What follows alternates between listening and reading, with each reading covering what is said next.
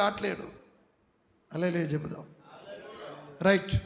నీ ఊరు పేరు నీకు జరిగిన మేలు. హలో, అమ్మగారికి అనేక వందనాలు, మీకు కూడా వచ్చిన ప్రతి ఒక్కరికి వందనాలు. నేను చెప్పబోయే సాక్ష్యం ఏంటంటే, చూడురా, మాది తంగెలగూడెం మాది పెనవాడ మండలం, సూర్యాపేట జిల్లా మాది. అయితే 22వ తారీఖు 2వ నెలలో మా డెలివరీ అయింది. బాబుకి గవర్నమెంట్ హాస్పిటల్లో మంచిగా ఉంది అని చెప్పారు. చెప్తే ఇంటికి వెళ్ళినాక బాగా ఒక 5-6 రోజులు దాకా ఇంటి దగ్గర ఉండి ఏరియా హాస్పిటల్ నుంచి బయటికి వెళ్ళి ఇంటికి వచ్చి 5-6 రోజులు ఉన్నాక కోదాడ వెళ్ళాం. కోదాడ సిద్ధార్థ హాస్పిటల్కి వెళ్ళాక ఆ డాక్టర్ గారు చూసి అంటారు కదా, బాబుకి ఎమ్మటే కొంచెం గుండె హాస్పిటల్ తీసుకెళ్ళండి, కొద్దిగా ప్రాబ్లం అట్లా ఏమైనా ఉందో, కొంచెం ఆయాసపడుతుండే అని చెప్పాడు. చెప్తే కానీ మేమేం చేసినాం, నిన్నమన్నా మంచిగా ఉండే, ఇప్పుడు ఆయాసపడుతుండని చెప్తుండే అట్లని మళ్ళీ పక్కనే కోదాడ హాస్పిటల్ ఏరియా ఉంటే అక్కడికి తీసుకెళ్ళంగానే ఆడ చూసి బాగా గుండె స్కానింగ్ తీసి అన్నాడు కదా, గుండెకి చాలా పెద్ద బెజ్జం ఉంది, ఇది ఈ రంధ్రం పూడాలంటే ఇక్కడ కాదు, హైదరాబాద్ తీసుకుపోండి అని ఎమ్మటే హైదరాబాద్ రాశాడు. హైదరాబాద్ రాగానే మేము అనుకున్నాం, ఏంది దేవా, అసలుకి గుండె రంధ్రం అంటుండే ఇంత పెద్దగా అంటుండే, హైదరాబాద్ పోవాలంటే మాకు హైదరాబాద్ పోయేంత స్వామతి మాకు లేదు, ఎట్లా దేవా అనుకొని మేము ఏడ్చుకుంటే అక్కడ కూర్చున్నాక మన అయ్యగారికి ఫోన్ చేసి అయ్యా గిట్ సంగతి, అయ్యా గుండెకి బెజ్జం బాగా పెద్దగా ఉందంట, కింది వైపు ఉందంట, అసలు పోడదంటుండే ఆయన, హైదరాబాద్ తీసుకుపోమంటున్నాయి అంటే కదా, ఏం కాదులేరా భయపడ మాకు, నేను ప్రార్థన చేస్తా, మీకేం కాదులే అని అయ్యగారు చెప్పారు. చెప్పినాక మేము కూడా ఇక చెప్పిండు కానీ మేము ఇక పట్టించుకోవాలి ఆ మాట. ఇక మా వాళ్ళందరూ చూసి అంటారు కదా, హైదరాబాద్ పోదాం పండి, ఎట్లయినా బాబు చాలా ఇబ్బందిగా ఉందంటారు, హైదరాబాద్ పోదాం పండి అంటారు.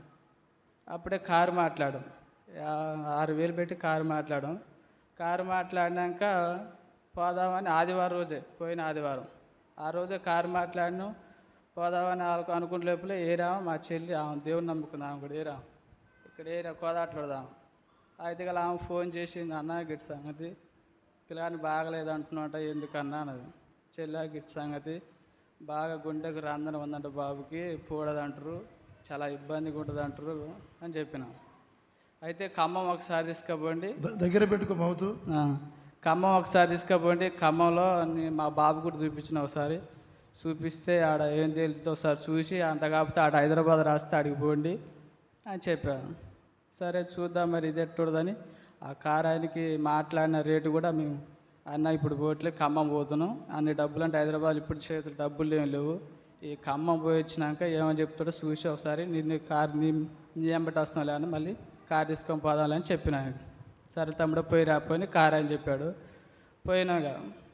పోయినాక అడిగిపోగానే ఆ డాక్టర్ చూసి ఈ స్కానింగ్ రిపోర్ట్ కాగితాలు ఇచ్చాం.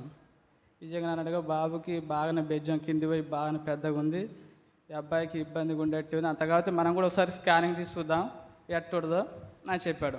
సర్లే అని అనుకొని స్కానింగ్ రాశాడు, గుండె స్కానింగు, కడుపు స్కానింగు, రక్త పరీక్షలు రాశాడు.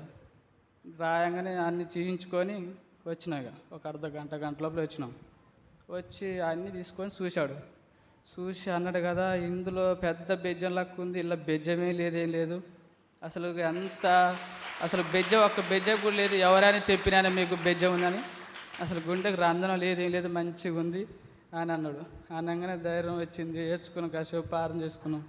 ఇంటికి వచ్చి ఎమ్మటి అయ్యగారికి ఫోన్ చేసాం, అయ్యాగిరి సంగతి అయ్యా అని చెప్పినాం. అని చెప్పతలకి అయ్యాగిరి సంగతి అని ఫోన్ చేసి, అయ్యా ప్రైజ్లాడయ్యా అనగానే, అరే జాను బాగున్నావారా, నీ కొడుకు గుండెకు రంధ్రం ఏం లేదు, మంచిగా బాగుపడ్డాడు గారా అని ఆయన నేను చెప్పతలికే ముందుగా ఆయన చెప్పిండు. నాకు చెప్పండి కూడా దేవుని మహిమ పరుద్దాం. నాకు ఎంతో అసలుకైతే నేను కాసేపు ఏడ్చుకొని, అవునయ్యా నిజంగా అయ్యా నువ్వు చెప్పిందే కరెక్ట్ అయ్యా, అసలు నేను చెప్పతలికే నువ్వే చెప్తున్నావు ఏందయ్యా అని నేను అడగంగానే నాకు తెలిసిపోయింది, అందుకే నేను చెప్తుండ్రా, అసలు నీ కొడుక్కి ఏ రంధ్రం లేదు, ఏం లేదు, మంచిగా ఉంటుంది, ఆ రోజు చెప్పిన ఈ రోజు కూడా నా నోటికి అదే వచ్చిందిరా అని చెప్పాడు. దేవుడి మంచిది. జాను కళ్యాణ భార్య పేరు ఏం పేరు? కళ్యాణ్. మరి వాళ్ళ